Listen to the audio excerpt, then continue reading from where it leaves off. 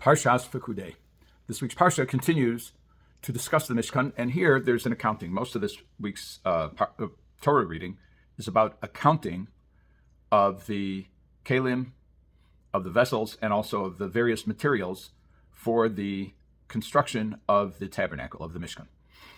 The very first verse in this week's Parsha is Lamed Ches Chaf Aleph. That's 38:21.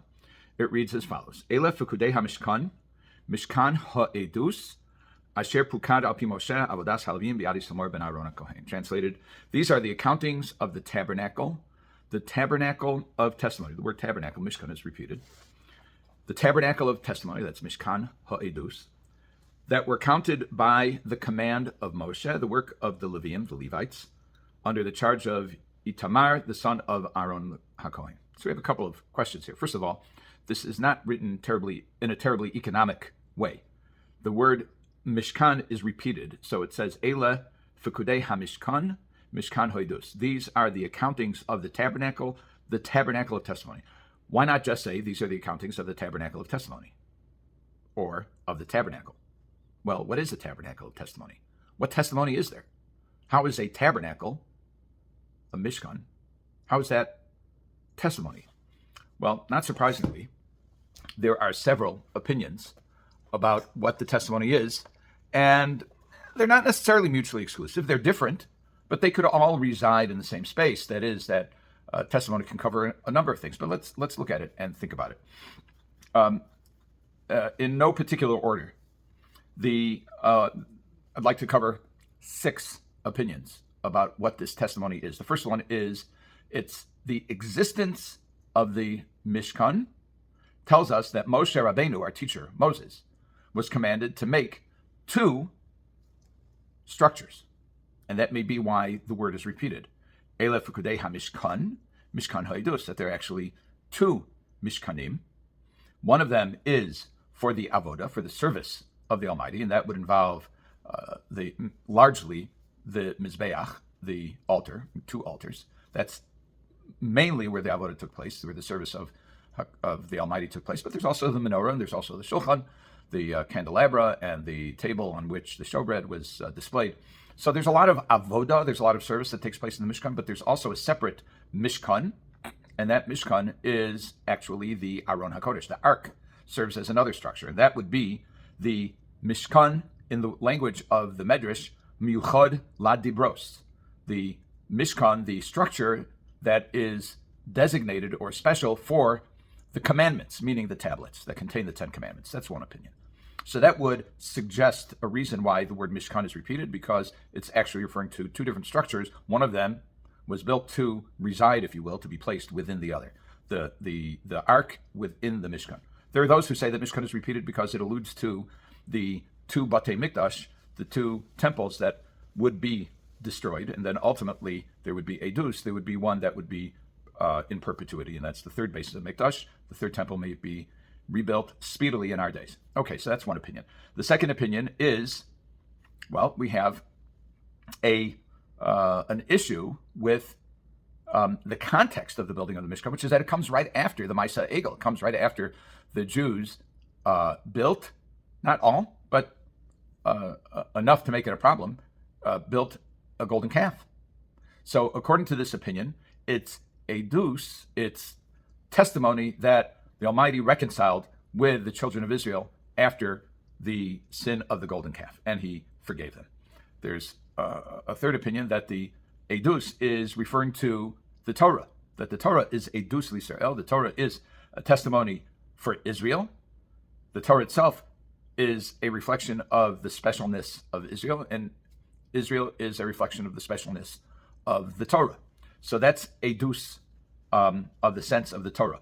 The other is that Moshe acted with authority. Edus shemoshe Rabbeinu nismaneh mipi HaKadosh Baruch Hu.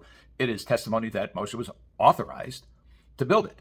Why? Because not only was the structure built, but the divine presence dwelled in it, and that was manifested in the clouds of glory. So it was obvious that this building is what the Almighty wanted. And if it is what the Almighty wanted, then Moshe Rabbeinu, Moses, was acting appropriately when he built it. Extending that is a testimony that it was all done with integrity, because the reasoning being for this argument is that the Almighty would not rest his divine presence in a building that was born of corruption, which means that the materials that were given were materials that were obtained by the donors legally, without corruption. It also means that when Moshe Rabbeinu supervised the construction, he didn't skim.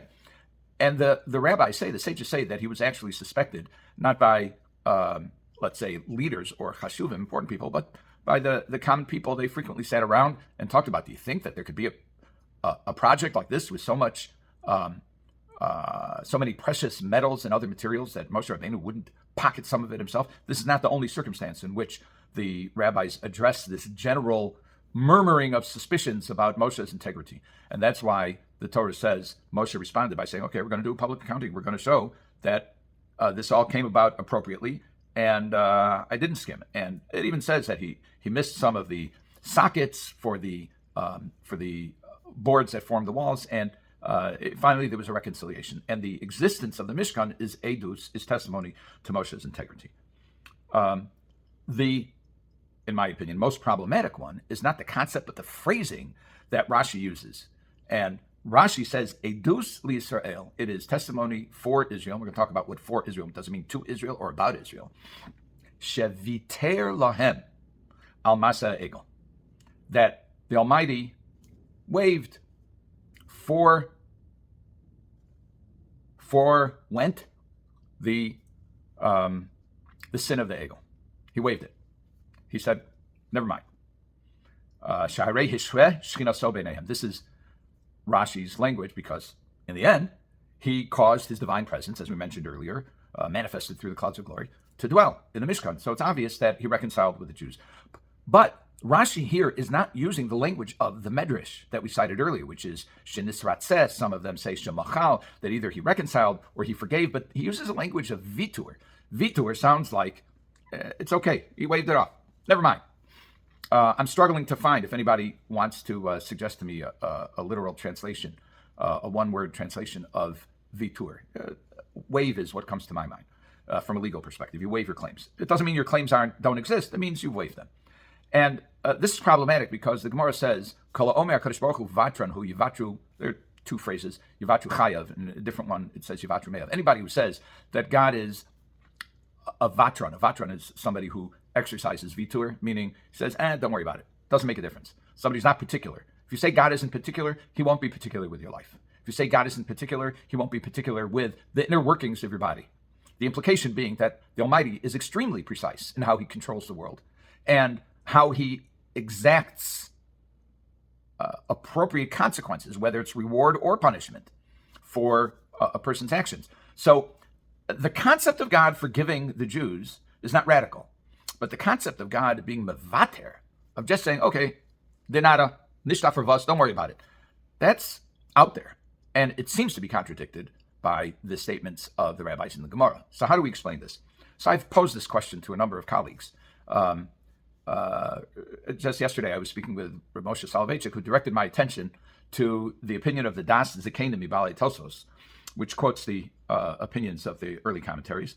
And he uses a slightly different language, which could inform us about Rashi. He says, Edus le'umos ha'olam shenisratz HaKadosh Baruch Hu ma'aseh egel. The message is to the nations of the world that the Almighty reconciled with us. Now, that audience may be consistent with what Rashi says, but it's certainly not explicit, and it's not even implicit, because Rashi's words are edus liYisrael. It's a testimony for Israel. The Das Zikanim is saying it's a testimony about Israel to the nations of the world. Why do you need this testimony?